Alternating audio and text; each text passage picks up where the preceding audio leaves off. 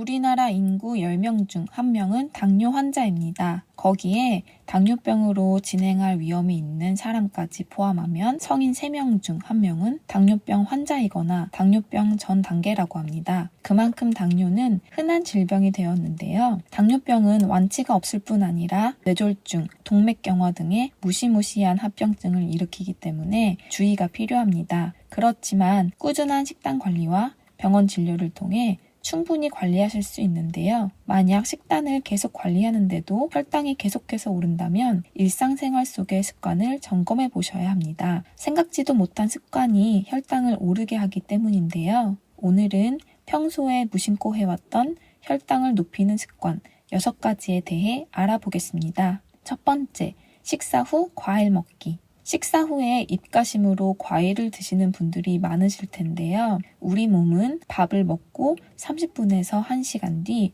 혈당이 가장 높았다가 점차 떨어져 식전으로 혈당이 돌아가기까지 2시간이 걸린다고 합니다. 그동안 췌장은 혈당을 낮추는 호르몬인 인슐린을 분비하게 되는데요. 그렇지만 식후에 바로 당도가 높은 과일을 먹게 되면 혈당이 더욱 오르게 되고 이에 따라 췌장이 쉬지 못하고 계속해서 인슐린을 만들어내야 하기 때문에 과도하게 지치게 됩니다. 췌장이 이렇게 쉬지 못하고 계속 일을 하다 보면 당뇨병이 있는 분들은 더욱 혈당 조절이 어려워지게 되는 것입니다. 그래서 과일을 드시고 싶으시다면 식사 전 1시간이나 식사 중간 혹은 식후 2시간 이후에 드시는 것이 좋습니다. 더불어 몸에 좋은 과일과 채소를 갈아 주스로 드시는 분들도 계실 텐데요. 이렇게 과일과 채소를 갈아 마시게 되면 혈당 조절에 도움이 되는 식이섬유가 거의 없고 흡수가 빨라 당이 더 빨리 오를 수 있기 때문에 되도록 생으로 드시는 것이 좋습니다. 두 번째, 국에 밥 말아 먹기.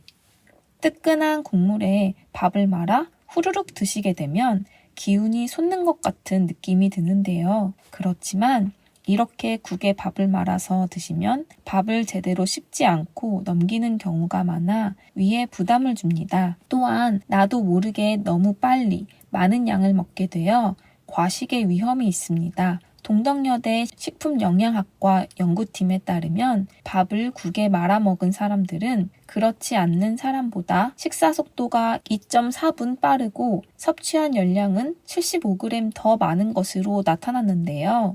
과식을 하게 되면 혈당 수치가 급격하게 상승하게 되고 췌장에서 인슐린을 충분히 분비하지 못해 혈당 수치가 계속해서 높아집니다. 따라서 식사를 하실 때는 되도록 국과 밥을 따로 드시는 것이 좋고 만약에 말아서 드신다면 천천히 꼭꼭 씹어서 드시는 것이 좋겠습니다. 세 번째, 식사 후 움직이지 않기. 혈당을 조절하려면 음식도 중요하지만 몸을 움직이는 것도 중요합니다. 우리가 식사를 하고 난 후 30분에서 1시간까지는 혈당이 높았다가 서서히 낮아지게 되는데요. 이때 움직이지 않고 눕거나 앉아만 있다면 혈당 조절을 하는 인슐린의 분비가 제대로 이루어지지 않아 혈당 조절이 어려워집니다. 또 음식을 많이 먹고 움직이지 않으면 뱃살도 나오게 되겠죠. 식사 후에 몸을 움직이는 운동을 하게 되면 근육이 혈액 내의 당분을 사용해서 혈당이 더 잘 떨어지게 되는데요. 실제로 제2형 당뇨병 환자들을 대상으로 한 연구에 따르면 매일 식사 후 10분 걷기는 그 외의 시간대에 30분씩 걷는 것보다 혈당 수치를 더 잘 낮춘다고 합니다.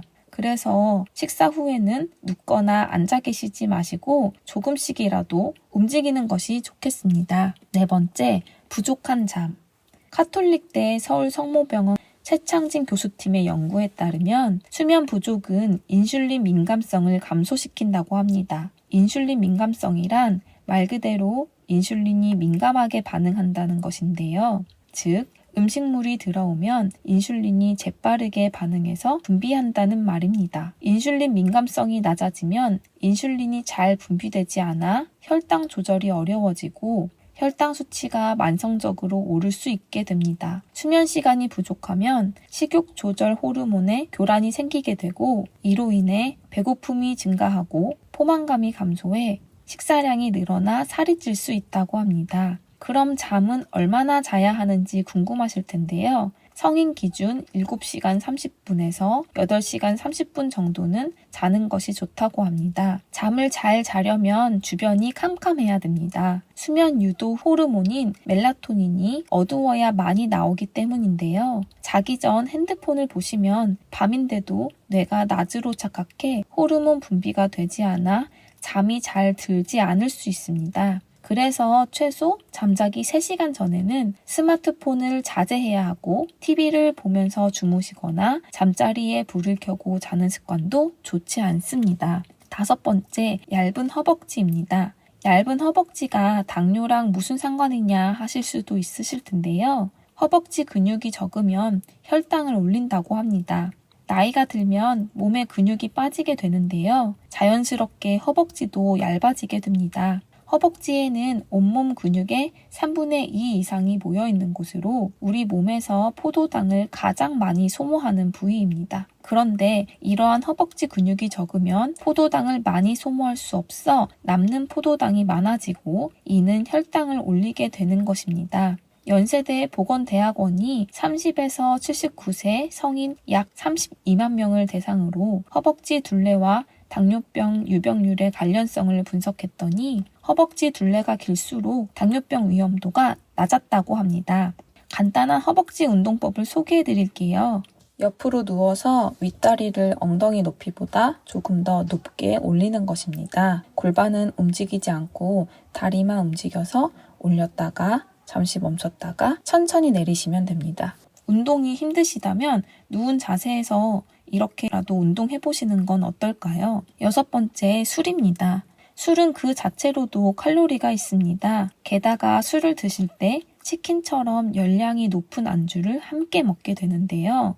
기름지고 염분이 높은 음식 때문에 혈당이 오르게 되는 것입니다. 막걸리와 같이 곡물을 이용해 만드는 술은 곡물 안에 있는 당 때문에 혈당을 빠르게 올립니다. 게다가 막걸리는 단맛을 위해 당을 첨가하기도 해서 더욱 좋지 않은데요. 그렇지만 그것보다 더 위험한 것은 저혈당이 생길 위험성이 커진다는 겁니다. 술을 먹게 되면 우리 몸은 술을 해독하면서 많은 효소를 필요로 합니다.